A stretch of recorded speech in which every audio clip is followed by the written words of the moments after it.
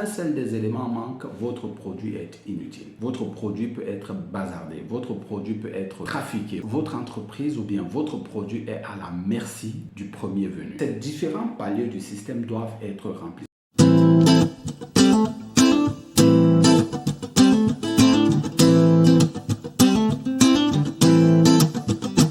Bonjour, je suis Didier Mayem de Be Different. Bienvenue à cette vidéo. N'hésitez pas à vous abonner à la chaîne, partager, liker la vidéo. Faites ça s'il vous plaît, faites ça, ça ne vous coûte rien. Cliquez sur le petit pouce, faites un like, partagez et bien sûr activez la cloche de notification si ce n'est encore fait. J'oubliais, faites des commentaires, envoyez-moi vos commentaires, envoyez-moi vos recommandations, envoyez-moi des commentaires constructifs pour que je puisse améliorer la qualité des vidéos que je vous offre ainsi. Faites un coucou particulier parce que cette vidéo leur est spécialement destinée. Faites un coucou particulier aux personnes qui sont bloquées dans un emploi qu'ils n'aiment pas ou bien aux personnes qui sont dans un emploi, qui sont des employés mais qui veulent construire un business pour pouvoir avoir un complément de revenus ou toute autre chose. Donc partagez cette vidéo vers ces différentes personnes. Nous allons continuer aujourd'hui avec l'avant-dernière vidéo d'une série de vidéos que nous avons démarré avec le livre Avant de quitter votre emploi de Roberto Kiyosaki. Alors on va faire comme d'habitude dans cette chaîne à propos de l'auteur. Qui est l'auteur? On en a déjà largement parlé avec l'ensemble des vidéos que vous voyez s'afficher tout autour. Allez cliquer ces vidéos, regardez ces vidéos et bien sûr n'hésitez pas à faire des commentaires et à les partager autour de vous. Alors, Roberto Kiyosaki, le pan de l'histoire dont on va parler aujourd'hui est essentiellement basé sur la vidéo que nous allons voir aujourd'hui. De 1984 à 1994, Roberto Kiyosaki était un entrepreneur dans le quadrant T. Alors, qu'est-ce que c'est que le quadrant T? Nous allons le voir dans une prochaine vidéo avec le livre Le cadran du cash flow de Robert Kiyosaki. Mais en attendant, sachez qu'il était un entrepreneur, ou du moins un travailleur indépendant, pendant la période de 1984 à 1994 et c'est une période qui a été suffisamment difficile, suffisamment tumultueuse mais qui à la fin l'a couronné de succès. Et maintenant il devait traverser, il devait passer de l'autre côté du cadran, il devait devenir soit un propriétaire d'entreprise, soit un investisseur et il fallait qu'il remplisse une condition très importante. Et durant son trajet donc de 1994 à 1996, eh bien, il a pris une période de réclusion de 2 ans, alors une réclusion volontaire.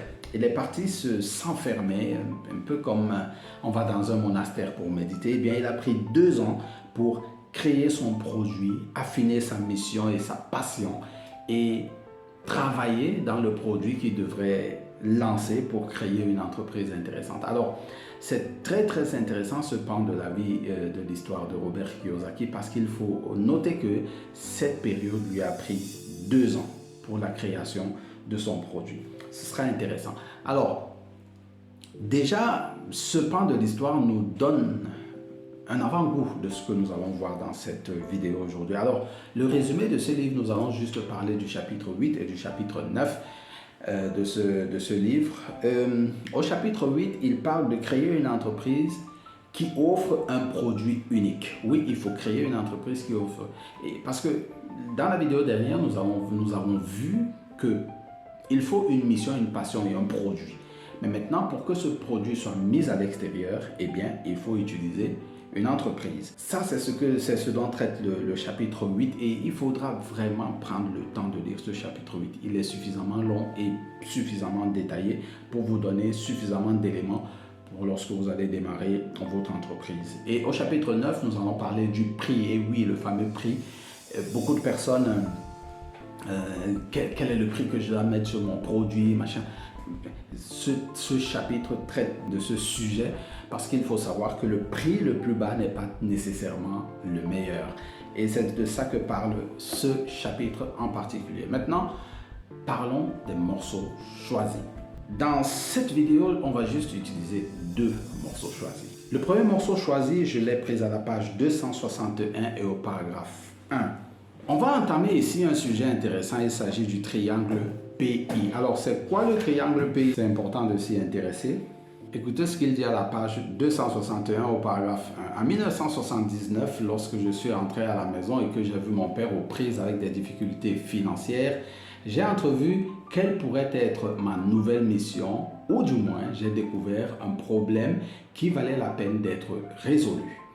Mais le hic, c'est que je n'avais rien d'autre qu'une mission.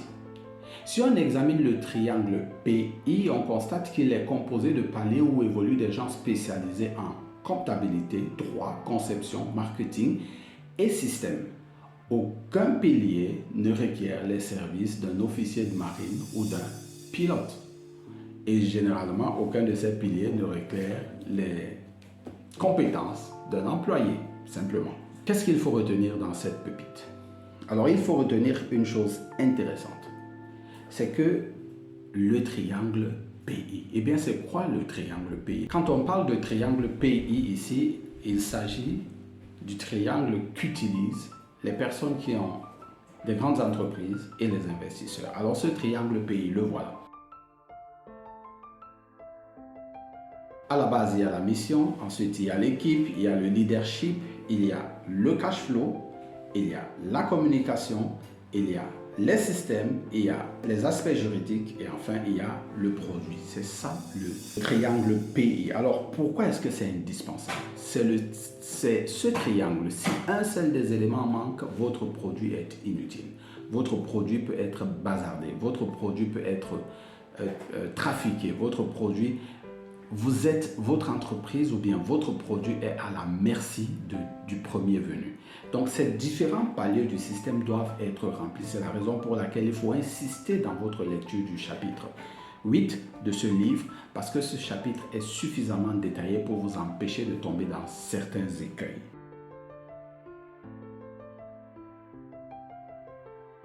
Et donc, la pépite dans cette lecture, c'est que le triangle PI est une des clés de la réussite d'une entreprise.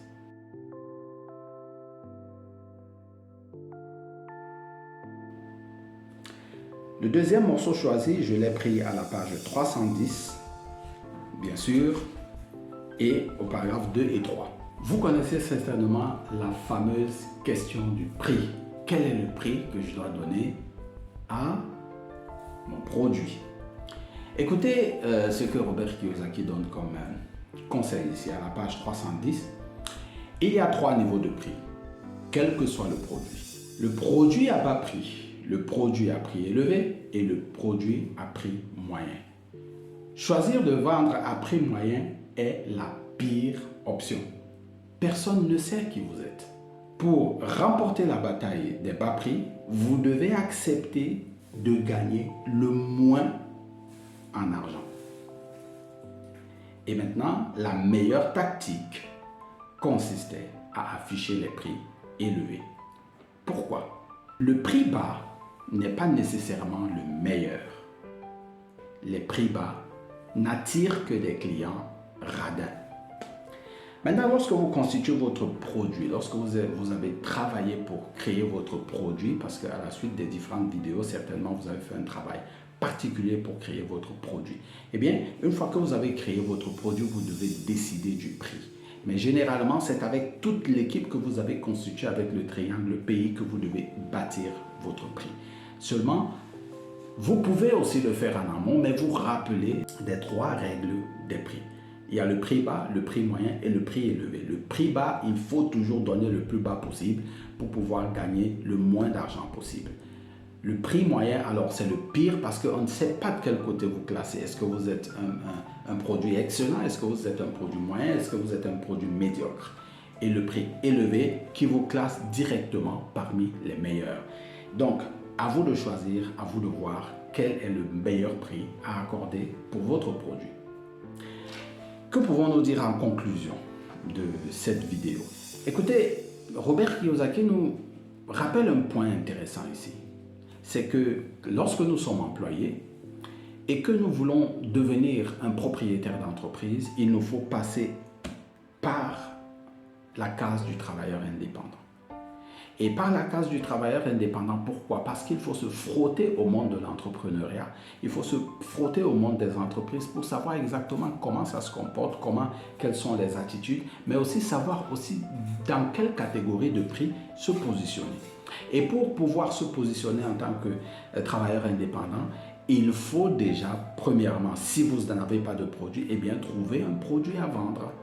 Et si vous avez besoin, et c'est pour ça que je disais de partager cette vidéo avec des personnes qui sont des employés et qui cherchent à se sortir de ce milieu. Si vous êtes un employé et que vous êtes à la recherche d'un produit que vous pouvez vendre pour vous faire les dents dans le milieu des entrepreneurs, eh bien, n'hésitez pas à me contacter sur l'un des liens en dessous et je vous proposerai une activité que vous pouvez exécuter, une activité que vous pouvez entreprendre pendant que vous êtes encore un employé. Et comme ça vous préparera à la transition par laquelle n'est pas forcément passé Robert Kiyosaki, parce que lui, il s'est lancé directement en tant qu'entrepreneur, exactement comme moi aussi je l'ai fait. Pendant cette période où vous serez en train de vous faire les dents avec un produit à vendre en tant qu'entrepreneur ou bien en tant que travailleur indépendant, vous allez affiner votre mission et votre produit. C'est très très important parce que pour commencer à gagner des revenus passifs, il faut d'abord commencer à les gagner de façon active, mais d'une meilleure façon que la façon des employés. Et bien sûr, cette opportunité d'affaires est ouverte à toute personne qui est désireuse de passer du milieu des employés ou des entrepreneurs moyens aux entrepreneurs qui offrent des produits de valeur.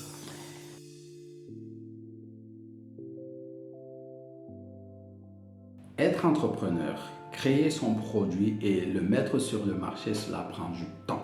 Vous devez devenir une personne différente de celle que vous êtes aujourd'hui. N'oubliez donc pas, soyez différent. Rendez-vous à la prochaine vidéo.